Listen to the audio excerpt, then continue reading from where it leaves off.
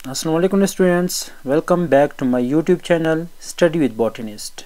Today I am going to discuss careers in biology. Bio में शोबेजात।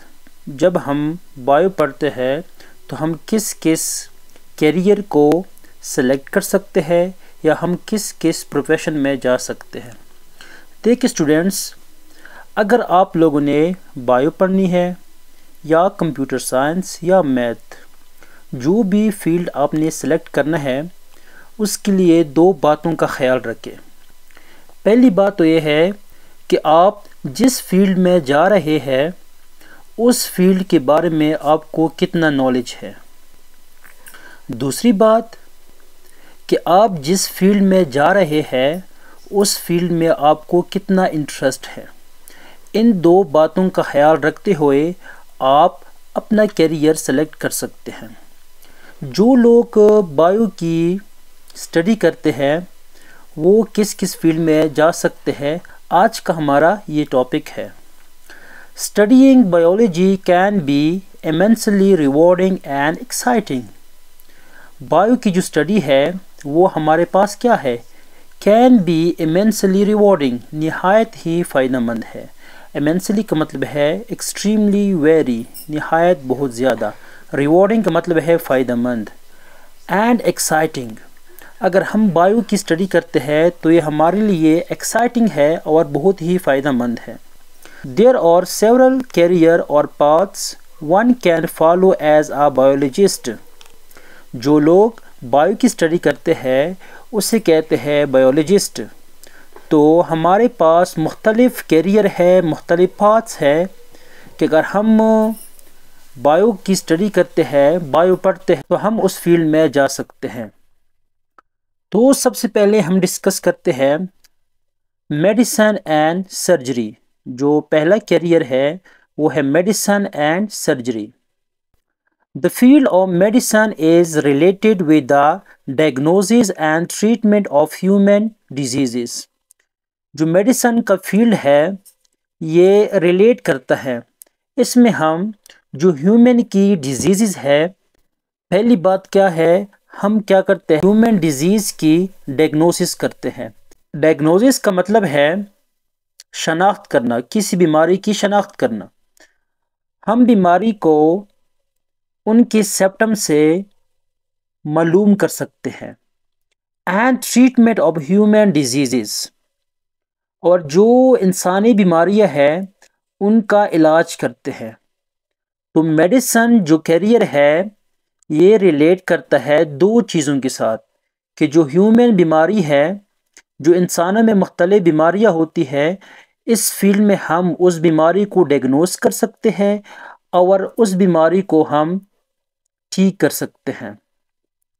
In surgery में हम क्या करते हैं, the defective parts of the body और रिपेयर्ड, रिप्लेस्ड और रिमूव्ड। डिफेक्टिव पार्ट का मतलब है कि जो पार्ट ख़राब हो चुका है, अपना फंक्शन सही तरह से नहीं कर सकता, कि जो डिफेक्टिव पार्ट्स है बॉडी का, हम उनके साथ क्या करते हैं, सर्जरी में डिफेक्टिव पार्ट को रिपेयर करते हैं कि जो पार्ट ख़राब हो चुका है उसी पार्ट को ठीक करना कहलाता है रिपेयर्ड। या जो पार्ट ख़राब हो चुका है उस पार्ट को क्या करते हैं, रिप्लेस करते हैं, उस पार्ट को रिमूव करते हैं और उस जगह उस पार्ट को क्या करते हैं, रिप्लेस करते हैं। या हम क्या करते हैं कि जो पार्ट ख़राब हो चुका है, कि जो अपना फंक्शन सही तरह से नहीं कर सकता, उसको क्या करते हैं, रिमूव करते हैं, बिल्कुल ख़त्म कर देते हैं। तो सर्जरी में हम जो डिफेक्टिव पार्ट है बॉडी का वो या रिपेयर करते हैं या रिप्लेस करते हैं या मुकम्मल तौर पर क्या करते हैं, हम रिमूव करते हैं। अब मेडिसिन और सर्जरी को हम कब अडॉप्ट कर सकते हैं, चूज कर सकते हैं। One can choose these professions in the same course MBBS after studying biology at higher secondary level. कोई भी इस फील्ड को, मेडिसिन और सर्जरी को अडॉप्ट कर सकता है, चूज कर सकता है इस कैरियर को या इस प्रोफेशन को, कि अगर हम हाई सेकेंडरी में किस चीज़ की स्टडी करें, बायोलॉजी की स्टडी करें तो हम एमबीबीएस में जा सकते हैं, और एमबीबीएस में हम मेडिसिन और सर्जरी की ही स्टडी करते हैं। दूसरा हमारे पास जो कैरियर है वो है फिशरीज। फिशरीज का मतलब है माहीगीरी। Is the profession related to the production of fish. ये हमारे पास एक ऐसा पेशा है कि जिसमें हम जो मछली है उनकी प्रोडक्शन के बारे में स्टडी करते हैं। Fisheries managers work in fish hatcheries and study fish habits, nutrition requirements, genetics and diseases to rise fish production। जो फिशरी मैनेजर्स है वो काम करते हैं फिश हैचरीज में। फिश हैचरीज का मतलब है मछलियों के अंडों से निकलवाने की जगह। कि जो फिश मैनेजर है वो फिश हैचरीज में काम करता है और फिश के बारे में स्टडी करते हैं। फिश के बारे में किस तरह, फिश का हैबिटेट कैसा है, उनका जो खुराक है, उनका जो रिक्वायरमेंट है, न्यूट्रिशन रिक्वायरमेंट, उसके बारे में स्टडी करते हैं। जेनेटिक्स के बारे में, मुख्तलिफ जो फ़िश है उनकी जेनेटिक्स के बारे में स्टडी करते हैं, और फ़िश की जो मुख्तलिफ बीमारियां हैं उनके बारे में स्टडी करते हैं। क्यों? ताकि क्या कर सके वो, टू रेज फिश प्रोडक्शन, ताकि वो मछलियों की प्रोडक्शन जो है वो इंक्रीज कर सके। One can adopt this career after completing a bachelor और मास्टर डिग्री इन zoology। कोई भी बंदा इस फील्ड को सेलेक्ट कर सकता है अगर वो बैचलर, बीएस या मास्टर डिग्री हासिल करे zoology में। नेक्स्ट हम डिस्कस करते हैं एग्रीकल्चर को। A biologist can also opt his or her career as an agriculturist who deals with crops and livestock. एक बायोलॉजिस्ट अपना कैरियर सेलेक्ट कर सकता है एज एन एग्रीकल्चरिस्ट, वो लोग जो एग्रीकल्चर की स्टडी करते हैं। Who deals with crops and live stock, agriculture में हम फसलों के बारे में और माल मवेशी के बारे में स्टडी करते हैं। In Pakistan there are agriculture universities where one can do professional courses in agriculture after higher secondary education in biology. Pakistan में मुख्तलिफ एग्रीकल्चर की यूनिवर्सिटी है जहाँ पे मुख्तलिफ लोग प्रोफेशनल कोर्सेज कर सकते हैं एग्रीकल्चर में, अगर वो हाई सेकेंडरी एजुकेशन हासिल करते हैं बायो में। एग्रीकल्चरिस्ट में work in the agriculture department. अब जो लोग एग्रीकल्चर की स्टडी करते हैं वो किस किस फील्ड में आगे जा सकते हैं, वो एग्रीकल्चर डिपार्टमेंट में जा सकते हैं या वेटरनरी में वो जा सकते हैं, एनिमल डॉक्टर बन सकता है। एंड फार्मास्यूटिकल इंडस्ट्रीज, ऐसे इंडस्ट्री की जो दवाइयाँ बनाता हो, किस लिए, लाइव स्टॉक के लिए, डोमेस्टिक एनिमल्स के लिए। फूड इंडस्ट्रीज, वो फूड इंडस्ट्री में जा सकता है, वहाँ पर काम कर सकता है। फार्मिंग, वो फार्मिंग में जा सकता है। एग्रीकल्चर बैंक, वो एग्रीकल्चर बैंक में काम कर सकता है जो किसानों को लोन देते हैं। देखिए स्टूडेंट्स, हम पढ़ते हैं science, technology and society, penicillin and accidental breakthrough in the world of medicine. Penicillin जो है ये एक एंटीबायोटिक है जो कि फंगस से हमने डिराइव किया है।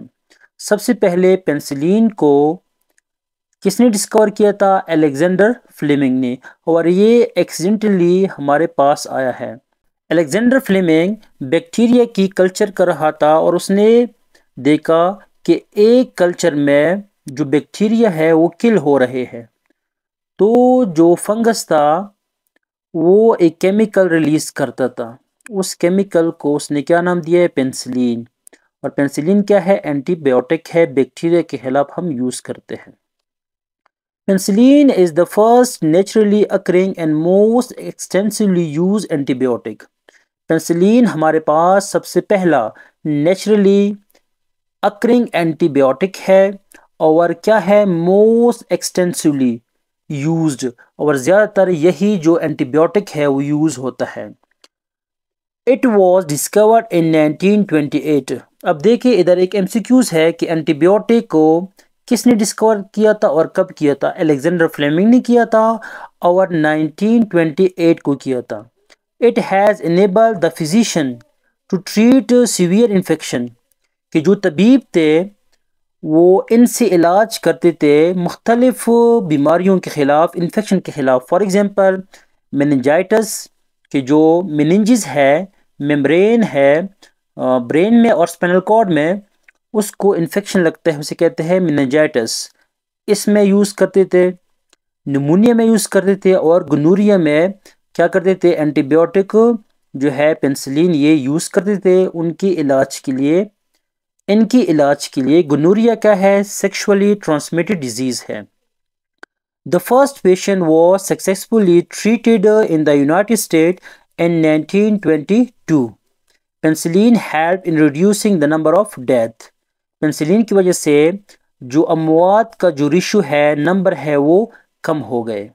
देखिए एक और एमसीक्यूज है कि सबसे पहले जो पेशेंट का सक्सेसफुली इलाज हुआ था वो कब और किस जगह हुआ था। वो हुआ था यूनाइटेड स्टेट में, और कब, 1922 को। देखिए स्टूडेंट, अगला हमारे पास जो कैरियर है वो है एनिमल साइंस। एनिमल साइंस का दूसरा नाम क्या है, एनिमल हस्बेंड्री। हस्बेंड्री निकला है हस्बैंड से, और हस्बैंड का मतलब क्या है, हस्बैंड का मतलब है देखभाल करने वाला। तो एनिमल हस्बेंड्री या एनिमल साइंस कौन सा कैरियर है, इसमें हम क्या करते हैं, deals with breeding and rising of live stock. Animal science में और एनिमल हस्बेंड्री में हम स्टडी करते हैं breeding and rising of live stock. Live stock का मतलब है डोमेस्टिक एनिमल, माल मवेशी। जो माल मवेशी है हम उनकी ब्रीडिंग करते हैं और उनको किस तरह हम राइज करते हैं इसके बारे में हम स्टडी करते हैं। The professional course is taught in many universities and colleges. ये जो कोर्स है ये हम मुख्तलिफ यूनिवर्सिटीज़ में और मुख्तलिफ कॉलेजेस में हम क्या करते हैं, पढ़ते हैं।